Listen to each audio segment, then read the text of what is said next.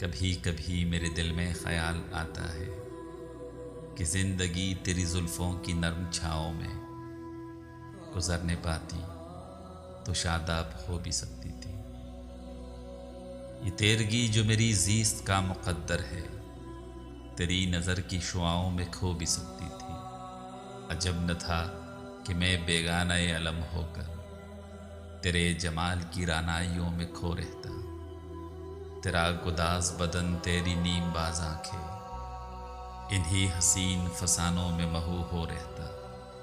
पुकारती मुझे जब तलखियाँ ज़माने की, तेरे लबों से हलावत के घोंट पी लेता।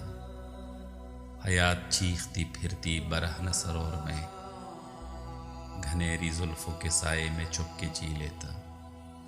मगर ये हो न सका और अब ये आलम है कि तू नहीं, तेरा गम, तेरी जुस्तजू भी नहीं। गुज़र रही है कुछ इस तरह ज़िंदगी जैसे इसे किसी के सहारे की आरज़ू भी नहीं। ज़माने भर के दुखों को लगा चुका हूँ गले, गुज़र रहा हूँ कुछ अनजानी रह गुज़ारों से।